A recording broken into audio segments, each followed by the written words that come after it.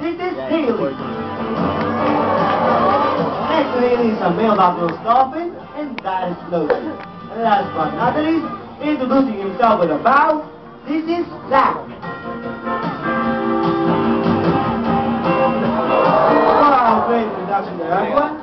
And of course, you'll meet the rest of the dolphins in just a short while. Now our friends here are bottlenose dolphins, also known as Tertiophoceus elan. They are very friendly animals. As a matter of fact, they would like to welcome you all with a friendly wave hello. So guys, get way back, say hi!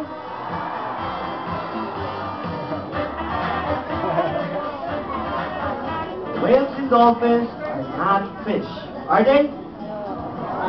No, that's right. They are warm-blooded air-breathing mammals just like now. But how can we tell? First, take a look at their tail. Their tail is the main motor that powers themselves to the water. And those tails move up and down, and not side to side like a fish does.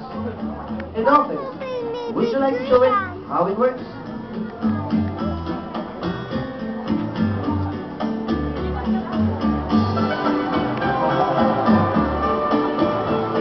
Very nice. And just like us humans, the whales and dolphins breathe air. But how do you think they do it? Well, they use their blowholes, which is located on top of their head. Now listen.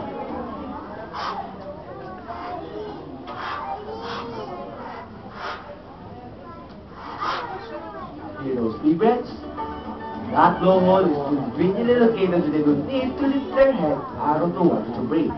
There is a special lid on it that opens and closes so no water gets inside. And they also use those blowholes to talk, using a variety of sounds like clicks, squeaks, squawks, chirps, and also whistles. Tayo ka lang kasi dyan, anak.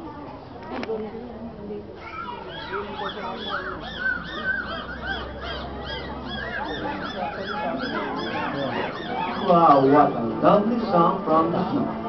And did you know that each dolphin has its own signature whistle? Just like their name, that is different from anyone else's.